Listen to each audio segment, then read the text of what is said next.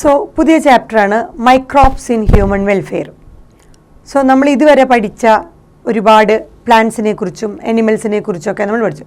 So macroscopic ആയിട്ടുള്ള plants, animals, അതുപോരാണ്ട് മൈക്രോബ്സും micro ഓർഗാനിസത്തിനും ഒരുപാട് വലിയ ഒരു റോള് തന്നെയാണ്, പങ്ക് തന്നെ നമ്മുടെ ബയോളജിക്കൽ സിസ്റ്റത്തിൽ ഉണ്ട്.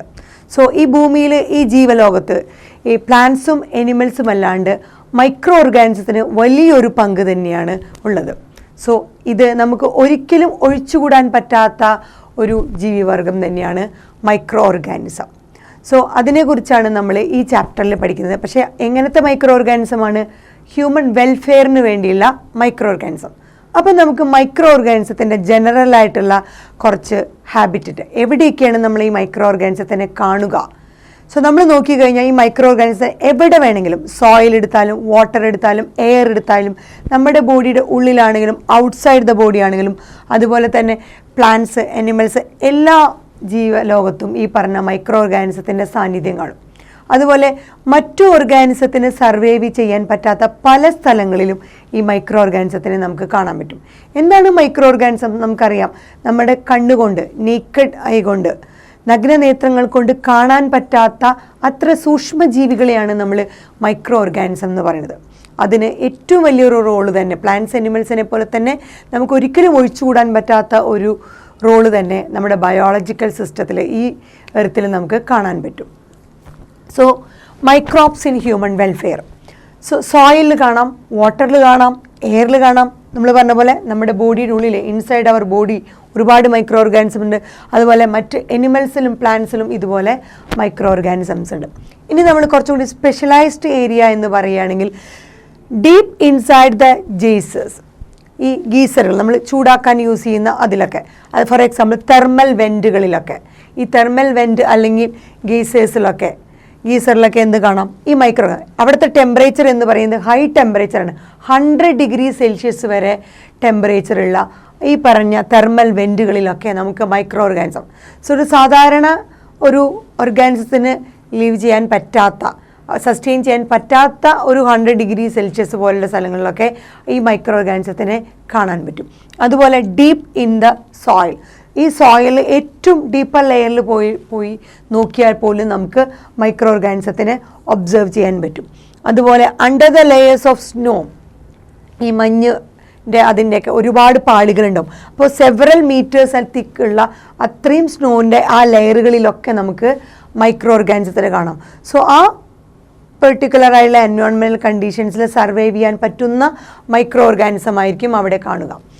അതേപോലെ നമ്മൾ പറഞ്ഞ ഈ തെർമൽ വെൻറ്റുകൾ 100 ഡിഗ്രി സെൽഷ്യസ് വരെ അല്ലെങ്കിൽ അതിനേക്കാളും കൂടുതൽ ടെമ്പറേച്ചർ വരെ വിത്ത്സ്റ്റാൻഡ് ചെയ്യാൻ പറ്റുന്ന മൈക്രോ ഓർഗാനിസംസും ഉണ്ട്. അതുപോലെ ഹൈലി ആസിഡിക് ആയിട്ടുള്ള ഹൈ pH അല്ലെങ്കിൽ ആസിഡിക് എൻവയോൺമെൻറ്റുകളിലും സർവൈവ് ചെയ്യാൻ പറ്റുന്ന മൈക്രോ ഓർഗാനിസംസ് ഉണ്ട്. സോ നമ്മൾ നോക്കിക്കഴിഞ്ഞാൽ മൈക്രോ ഓർഗാനിസംസ് ഈ പറഞ്ഞ പല നമ്മുടെ നോർമലായിട്ടുള്ള ഒരു ഹാബിറ്ററ്റുകളിലും കാണാൻ പറ്റും. സോയിൽ, വാട്ടർ, എയർ, നമ്മുടെ ബോഡിയുടെ ഉള്ളിൽ, അതുപോലെ പ്ലാന്റ്സ്, അനിമൽസ് അവിടെയും. അതുപോലെ ഡീപ്പ് ഇൻസൈഡ് ദ ഗീസേഴ്സ് അല്ലെങ്കിൽ തെർമൽ വെൻറ്റുകൾ 100 ഡിഗ്രി സെൽഷ്യസ് വരെ ടെമ്പറേച്ചർ ടോളറേറ്റ് ചെയ്യാൻ പറ്റുന്ന മൈക്രോ ഓർഗാനിസം നമ്മുടെ ഡീപ്പ് സോയിലിൻ്റെ ഏറ്റവും ഡീപ്പർ ലെയറിൽ കാണാൻ പറ്റും. അതുപോലെ സ്നോൻ്റെ ഡിഫറെൻറ്റ് ലെയേഴ്സിൽ കാണാൻ പറ്റും, അണ്ടർ ദ ലെയേഴ്സ്. അതുപോലെ ഹൈലി അസിഡിക് ആയിട്ടുള്ള എൻവയോൺമെൻറ്റ്. സോ സാധാരണ ഓർഗാനിസത്തിന് സർവൈവ് ചെയ്യാൻ പറ്റാത്ത എക്സ്ട്രീമായിട്ടുള്ള പല കണ്ടീഷൻസിലും ഈ മൈക്രോ ഓർഗാനിസത്തിൻ്റെ സാന്നിധ്യം നമുക്ക് ഉണ്ട്. സോ അവർക്ക് ആ പെർട്ടിക്കുലർ എൻവയോൺമെൻറ്റൽ കണ്ടീഷൻസിൽ അഡാപ്റ്റ് ചെയ്യാൻ പറ്റുന്ന മൈക്രോ ഓർഗാനിസംസ് ആയിരിക്കും ഈ പറഞ്ഞ ഡിഫറെൻ്റ് ആയിട്ടുള്ള എൻവയോൺമെൻറ്റൽ കണ്ടീഷൻസിൽ കാണപ്പെടുക. സോ മൈക്രോ എന്ന് പറഞ്ഞ മൈക്രോബ്സ് നമ്മൾ നോക്കിക്കഴിഞ്ഞാൽ നമ്മൾ പല ഒരു കാറ്റഗറി കിങ്ഡംസ് പഠിച്ചിട്ടുണ്ട്. ഫസ്റ്റ് ഇയർ കിങ്ഡം മൊണീറ പഠിച്ചിട്ടുണ്ട്, kingdom Protista, kingdom Fungi, kingdom Plantae, kingdom Animalia. ഇതിൽ ഈ മൈക്രോ ഓർഗാനിസത്തിൻ്റെ കാറ്റഗറി വരുന്നത് ഏത് കിങ്ഡത്തിലാക്കിയായിരിക്കും?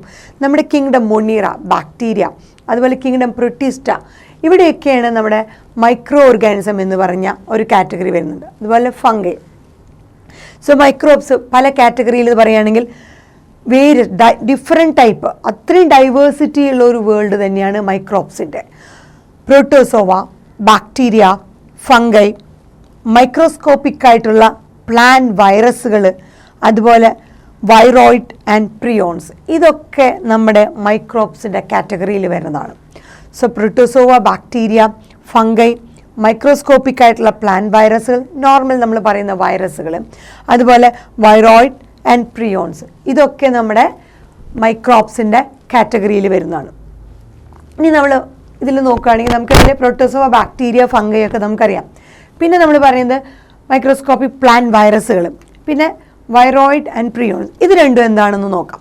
സോ വൈറോയിഡ്സ് എന്ന് പറഞ്ഞു കഴിഞ്ഞാൽ ഇൻഫെക്ഷ്യസ് ആയിട്ടുള്ള ഏജൻറ്റുകൾ, ഹൈലി ഇൻഫെക്ഷ്യസ് ആയിട്ടുള്ള ഒരു ഏജൻ്റാണ് വൈറോയിഡ്സ്. സോ നമ്മൾ വൈറസിന് എന്താ നമ്മൾ പറയുക, നമ്മുടെ ഒരു ഹോസ്റ്റിൻ്റെ ബോഡിയിൽ കയറിയാൽ മാത്രം സർവൈവ് ചെയ്യാൻ പറ്റുന്ന ഒരു ഓർഗാനിസമാണ് വൈറസ്. നമുക്കതിനെ പ്രൊക്കാരിയോട്ടെന്നോ യുക്കാരിയോട്ടെന്നോ ഒരു കാറ്റഗറിയിലും പെടുത്താൻ പറ്റില്ല.